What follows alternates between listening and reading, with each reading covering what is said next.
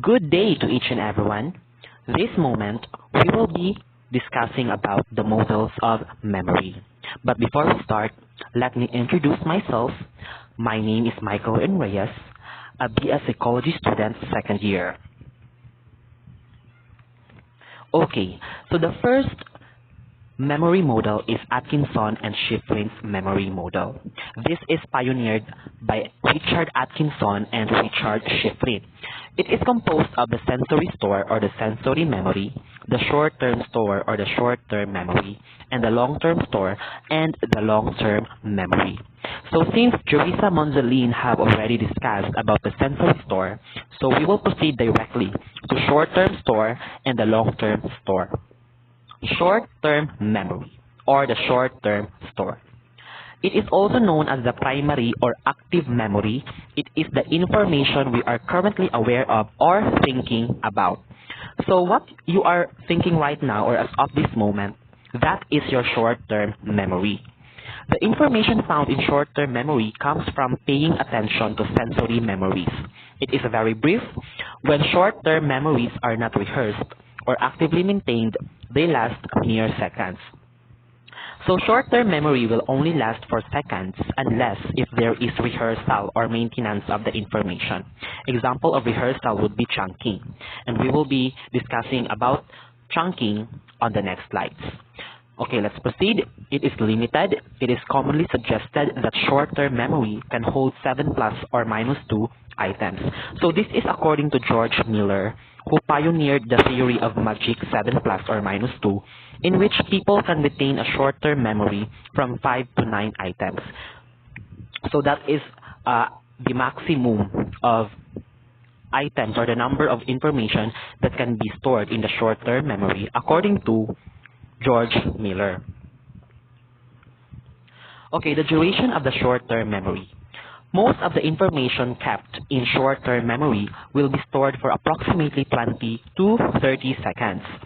Some information can last in short-term memory for up to minutes, but most information can spontaneously decay quite quickly. You can increase the duration of a short-term memory by using rehearsal strategies such as saying the information aloud or mentally repeating it. So we have the rehearsal strategies such as saying the information aloud. So if we say the information aloud, there is a tendency that we can easily recall the information. Or if we also mentally repeating it, then there is also a big tendency that we can easily remember or recall the information. So say for example, imagine that you are trying to remember a phone number. The other person rattles off the phone number and you make a quick mental note. Moments later, you realize that you have already forgotten the number. Without rehearsing or continuing to repeat the number until it is committed to memory, the information is quickly lost from short-term memory. So in this example, you have to rehearse like mentally repeating the phone number, considering the fact that the phone number has 11 digits, which is beyond the maximum number of items according to George Miller that we can retain in short-term memory. So we have to rehearse. No, we have to rehearse like mentally repeating the phone number in our brain so that we will not forget the phone number. Otherwise, if we fail to rehearse or to maintain that phone number in our brain, then it will be difficult for us to recall or to remember that phone number. Okay, after the duration, we have the capacity of the short-term memory. In an influential paper entitled The Magical Number 7 plus or minus 2, psychologist George Miller suggested that people can store between 5 to 9 items in short-term memory. However, as what I have said a while ago, you can still remember or recall memories as much as you can as much as you can. No, so it is by means of rehearsals like mentally repeating it in your brain or by chunking. Okay, in example, we have the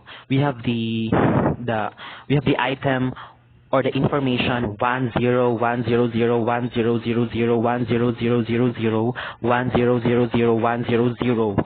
So it is very huge. No, it is already beyond the maximum amount of items that can be stored in short-term memory, which is 9 items. So in order for us to easily recall that these information or these digits, then we will chunk it to 10, 100, 1000, 10,000, 1000, and 100. So by chunking, we can easily recall or we can easily remember the information even if it is very huge or very large. So what is chunking? So since we are talking about chunking, it is the process of taking individual pieces of information and grouping them into larger whole to easily remember the information. So say for example, a while ago we have the phone number. Say for example, I have a phone number 09267907504. So it is difficult for us to remember this phone number as one. So we have to chunk it, or we have to group it into a larger whole to easily remember the phone numbers. So say for example, from that number, we can chunk it into 0926, and then 790, and then 7504. So by chunking, we can easily recall the information. Okay, so now we will proceed to the interference. This term refers to any new information that enters short-term memory will quickly displace any old information or vice versa. Or it could also be that the old information will displace your new information. So from the word interference, it interferes in your memory retention. Okay, example. A teacher may struggle to learn the names of new students each year because they keep confusing them with names of students from previous years. So in this example, the interference is the old information, which is the names of previous students, since it keeps on interfering or blocking the new names of students in every school year in the memory retention of the teacher. Okay, so another example is you are trying to memorize a list of items you need to pick up at the grocery store. During the intervening time, you also happen to read a new recipe on your favorite cooking website. Later at the grocery store, you find yourself struggling to remember the items from your shopping list. The competing memory of the new recipe's ingredients interferes with your memory of what you need at the store. So in this example, the interference is the new information, which is the new recipe on your favorite cooking website, because it blocks your recalling of the list of items you need to buy at the store. So that is interference. No. Okay, let's proceed. No, okay, done with the short-term memory. Now, let us proceed to long-term memory. It refers to the storage information over an extended period. If you can remember something that happened more than just a few moments ago, whether it occurred just hours ago or decades earlier, then it is a long-term memory. This information is largely outside of our awareness, but can be recalled into working memory to be used when needed. So unlike the short-term memory, this type of memory is not always in our awareness. However, we can still recall it anytime if we wanted to. So whatever will happen into our lives, we can still remember this type of memory because it is long-term. Okay, let's proceed. Information that is of greater importance leads to a stronger recall. Okay, and then the memories that are frequently accessed become stronger and easier to recall. So we can really recall those memories that we really have paid attention to or have a powerful impact to us, just like our graduation day, wedding day, or our first breakup, or our experience in a very strong earthquake, or any event that happened into our life that we have really paid attention to, or that left us a very powerful impact. So we can really recall those memories. Okay, The duration and capacity of the long-term memory. Long-term memories can last for a matter of days to as long as many decades. So in short-term memory, it lasts for seconds or minutes if there is rehearsal. But if without rehearsal, it only lasts for a mere seconds.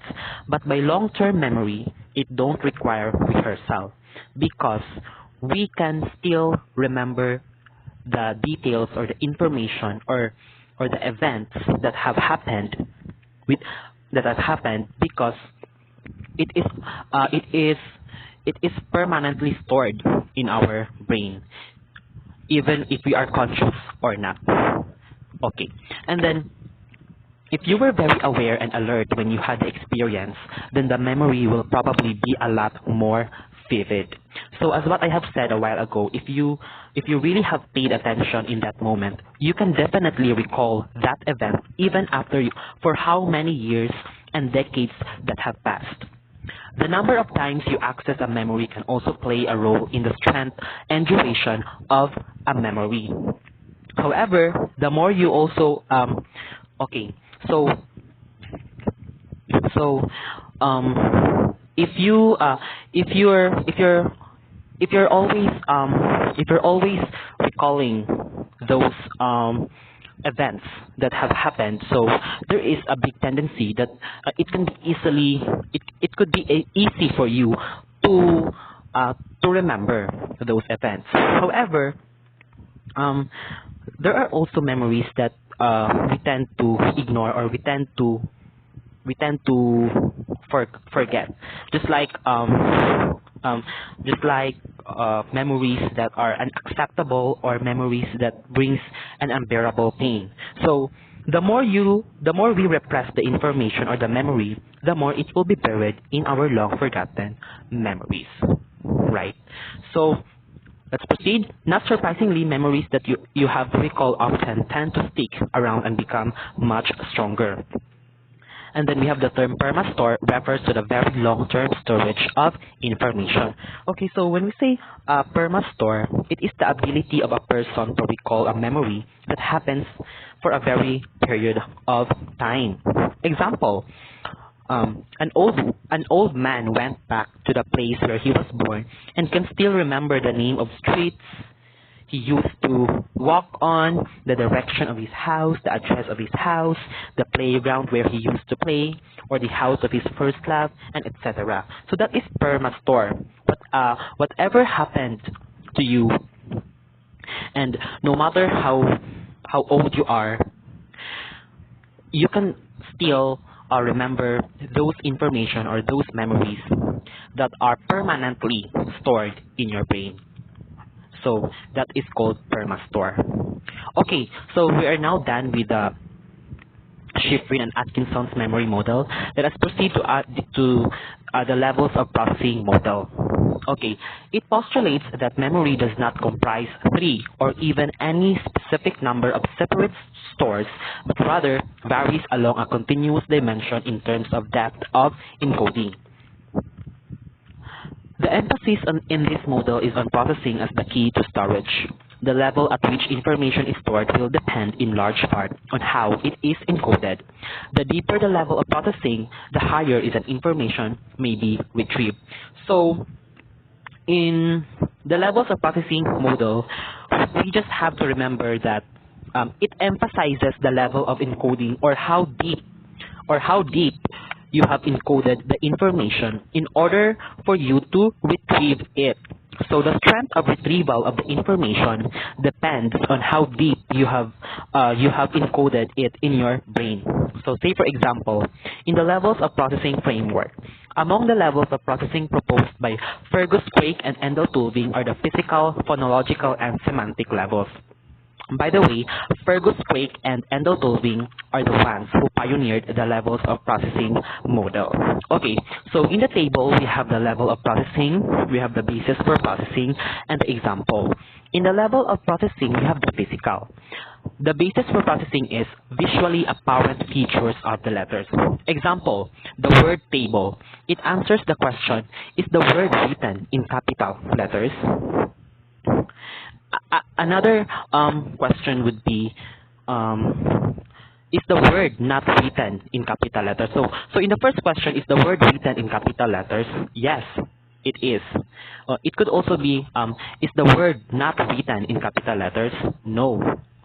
Or you can ask like, is the word written shortly? Yes. Or is the word has many syllables? Okay, no.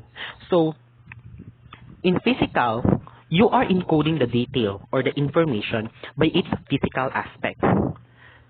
Now, let us proceed to phonological, the sound combination associated with the letters or rhyming, which is the basis for processing. Okay, so in the phonological, the basis for processing is rhyming. Say for example, the word cat. It answers the question, does the word rhyme with math? Yes. Okay, another example, the word nature.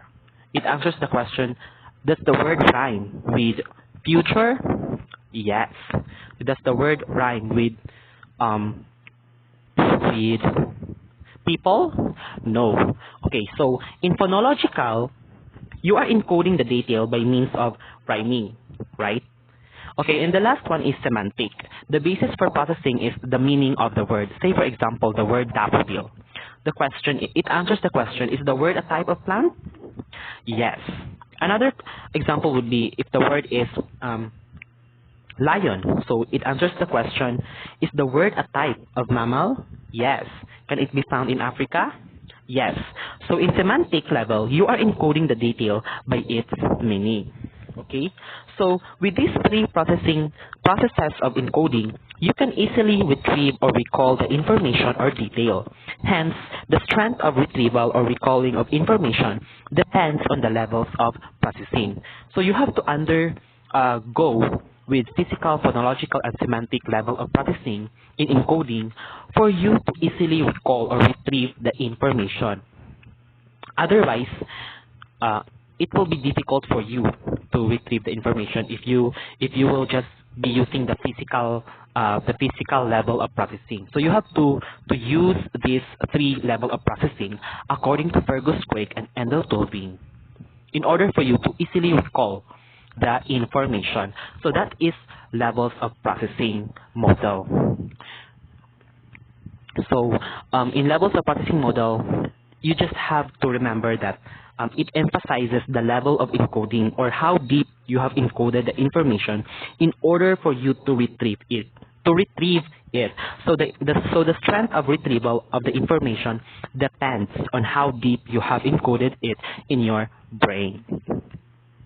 Okay, now we will be discussing about the multiple memory systems, which are divided into explicit versus implicit memory. So what is explicit memory first?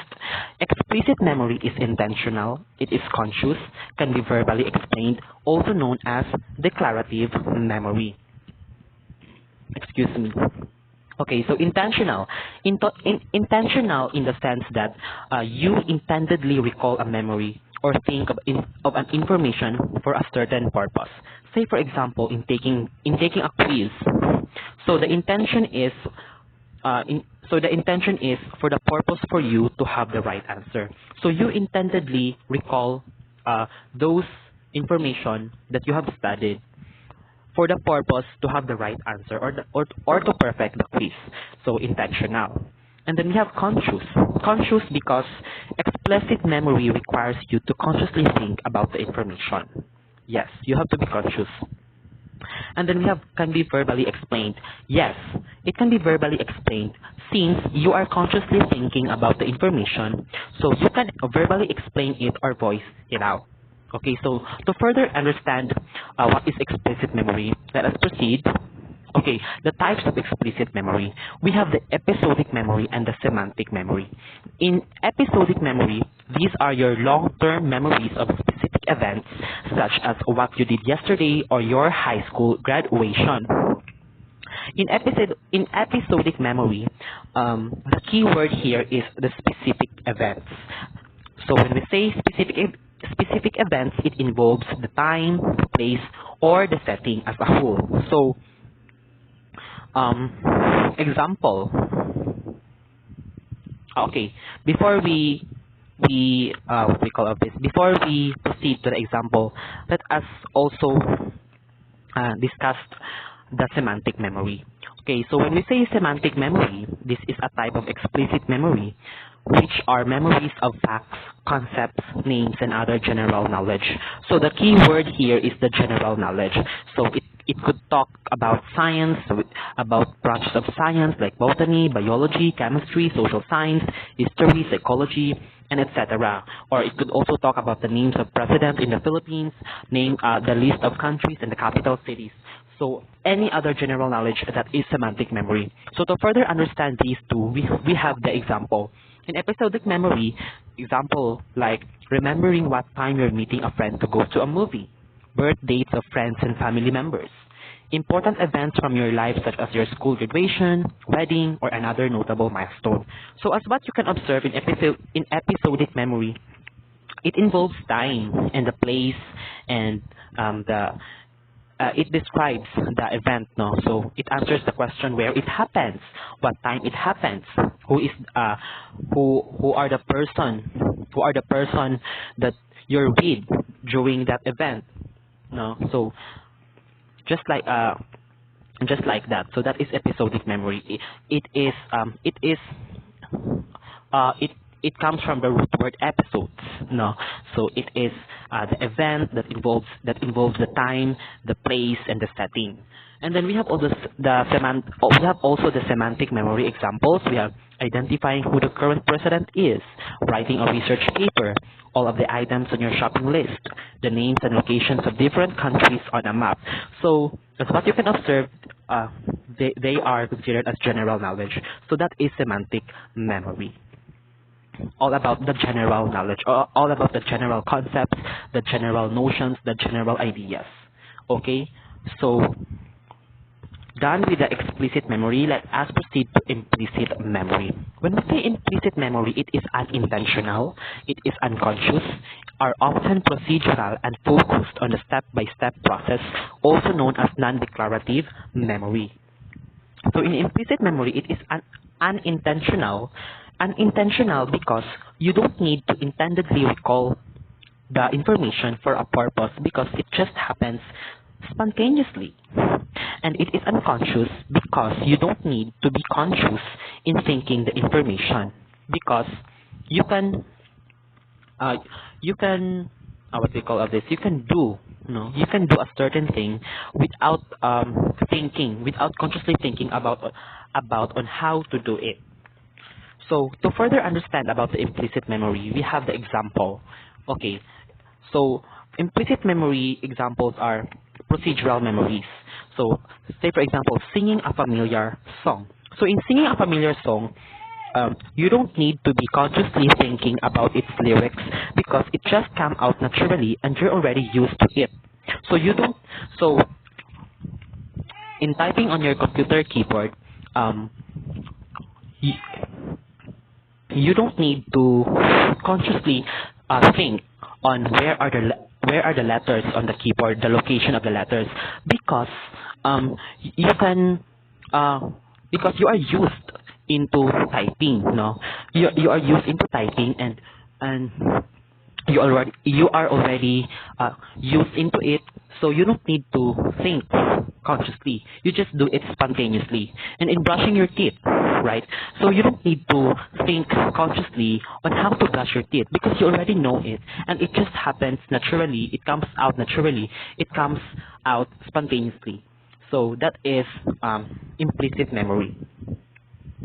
Okay, so that is all my topic about, which all about the models of memory. So before I would leave this discussion, or before I will put an end to this discussion, I will leave you a short quotation coming from the movie Coco, quoted from the character Hector. So according to him, if there's no one left in the living world to remember you, you disappear from this world. But we can change that. I hope that you will reflect on this quotation because it is very meaningful to me, and it is very beautiful to interpret. We can interpret it in our own way. However, the meaning is universal. Okay, so that is all for today. Thank you for bearing with my explanation. Thank you so much, and I am so sorry that I was not able to attend the discussion because of some circumstances. So, as a compensation, I have just made this reporting video to compensate for not being able to report during the time of discussion. So just review the slides, and I hope that you have learned something. So good day and God bless us all. Thank you.